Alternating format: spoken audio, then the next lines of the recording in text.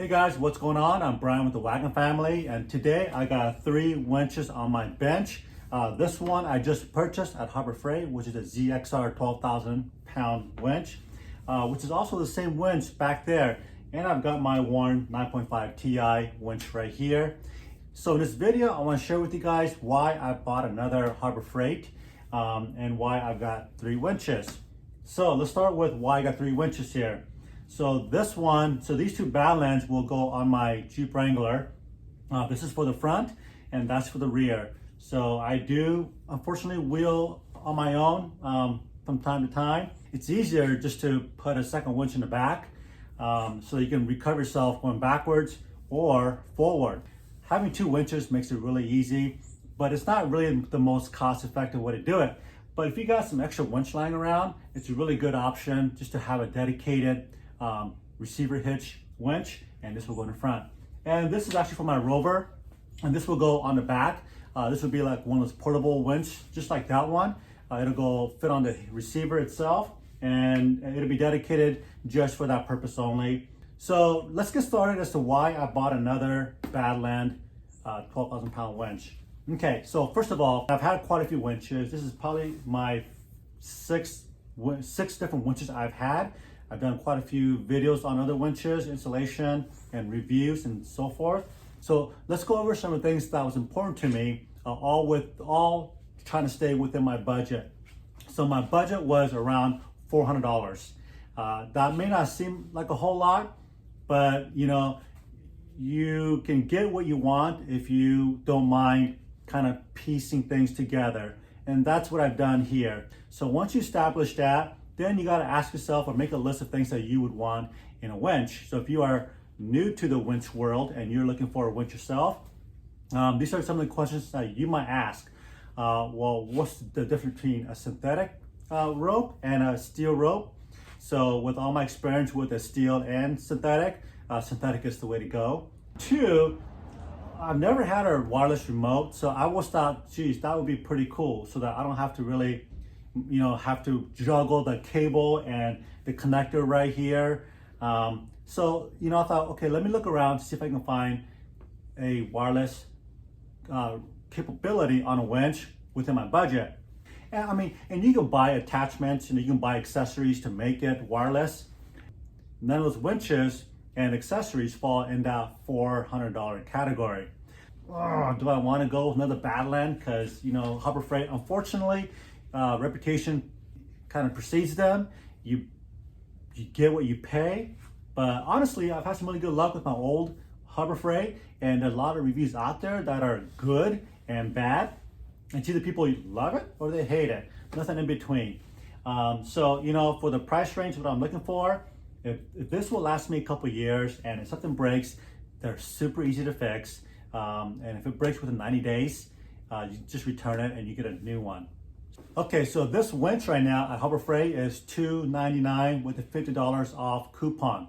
And it's only available on that coupon.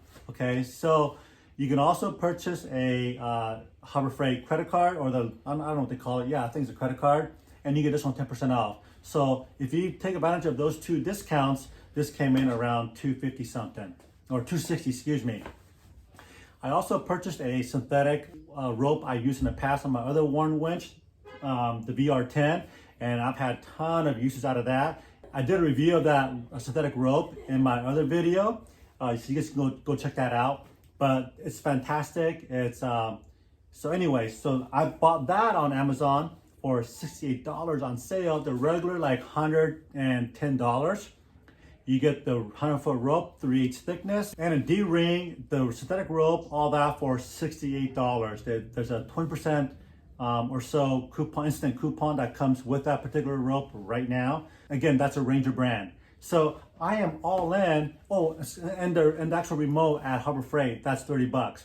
So I am all in under $400. Just under $400. So that's why I went with this particular Badland for those specific reasons. Now, the downside of this versus, let's say, the Warren is you do got to put it together. But as you guys will see in the video here in just a few minutes, it's super easy.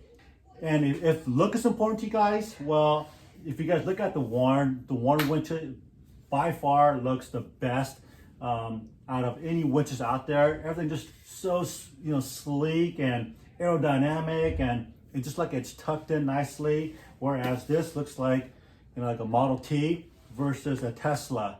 So that's a good comparison. If the design factor is important to you, then spend the money and go with Warn. If not, then maybe for your first winch, this is a very good option. Okay, so without further ado, let's get started and put this together. So here we go. One of the nicest thing about this particular winch is that this comes with a steel cable tensioner. I haven't seen any other cable winch out there that comes with this tensioner.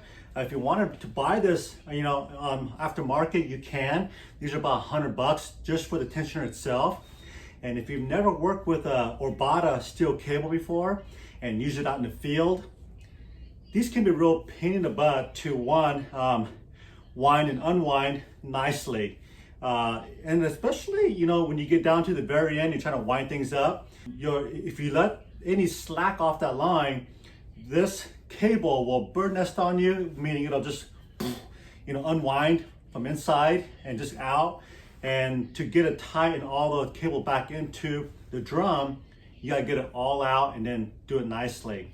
So this cable tensioner is super, super helpful. But then again, I'm gonna take all of this off and I'm gonna use synthetic rope, and that's what I recommend, is using synthetic rope for your guys' winch. That is really the biggest benefit of this winch, is this tensioner. As far as everything else right here, it feels really good. Everything is steel or aluminum, but it's not plastic. And this thing weighs, granted, the cable probably weighs about 20 pounds, but overall this whole thing weighs about 50 pounds, 45, 50 pounds. One of the things I wanna share with you guys that's not clear in the instructions is which way is the front and which way is the back. And that's really important to understand how to mount your winch. Because if you mount it incorrectly, when you pull it in, it could go the other way and vice versa. So on this particular, the ZXR 12,000, you want the ZXR label 12,000 facing out towards you.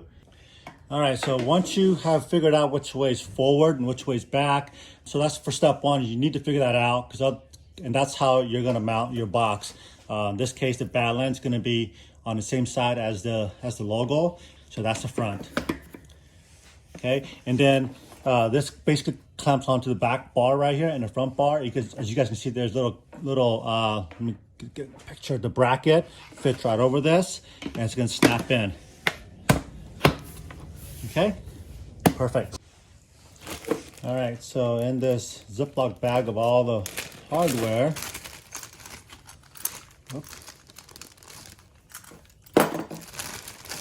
comes these little, I don't know what you call that, just a little clamp. There are only 2 of these little clamps, 2 screws and 2 lock nuts, or lock washers, sorry. And they go on the back side, I believe. Yeah, so let me turn this winch around so you guys can see. Oops. Okay, so right here on this back bracket, that's where we're gonna mount these little clamps. Basically, these nuts thread right into these little clamps right here, like so. So what we need to do is take one of those clamps. Let's get the lock washer on there. And basically just thread it in there, and you'll just need a Phillips screwdriver to tighten it up. Okay, and then we're gonna get the other side in real quick. Okay, here are the 2 springs. Okay, and then you just wanna get the box right in the middle of those 2 springs. So something like that. Make sure this is gonna clear that spring, okay? And once you like, just take a Phillips screwdriver and tighten it down. Okay, and that is all there's to it for that, to get the solenoid box mounted. The next thing is we need to wire the power to the actual winch. What's nice about here, everything is color coded. Okay, so what makes this job really easy is that you have 2 red and 2 black off the back of the solenoid box. The 2 on the left, I'm sorry, well, depends on where you're standing. These 2 short ones, and then here's a long one. The 2 short one goes right here, and they're color coded: yellow, red, and black. So yellow, yellow, red, red, and then black. Now all right, so let's go ahead and get this installed here. Yellow, yellow, red, red. Okay, so again, this is pretty self-explanatory. Yellow, yellow.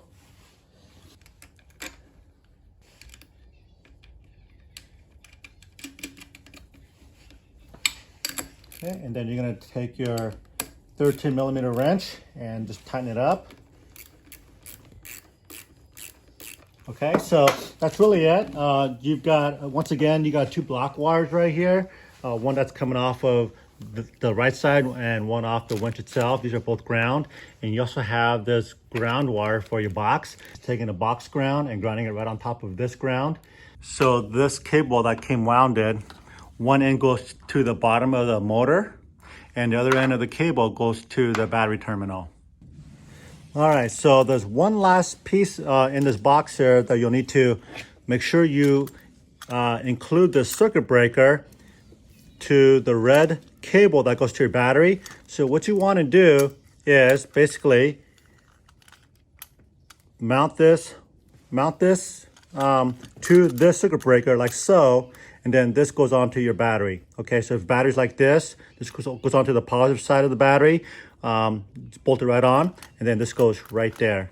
So if something ever happens, then this is gonna blow, and it's gonna protect not only your battery, your truck, but also the actual solenoid box as well.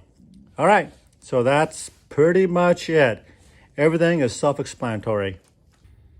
All right, you guys, so I just got everything buttoned up here, and if you're wondering, what in the heck is this? Well, unfortunately, I wanted the same thing, and I'm not too happy about the way it turned out, only because this is mounted, well, backwards.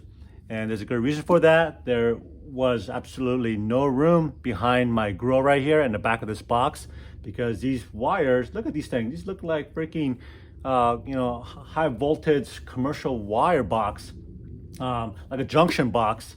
So if these things stuck out so far, about 2.5, 3 inches, and I didn't want to push it in there and cram it and kink the wire, right? So I had to mount it the other way to make it work. Yeah, that's not gonna work out for me. I'm gonna be returning this thing after my trip tomorrow, but I gotta use it tomorrow. I'm going off-roading with some friends and family. So, the other option I had was I could take the time to mount this somewhere under the hood, but there's really no room in there as well, and I don't want to deal with it right now. I'm just a little frustrated, I guess. But anyways, on that bombshell, I hope this video was helpful in other ways. Definitely something to consider if you're looking for, winch, especially the Badland for your Jeep.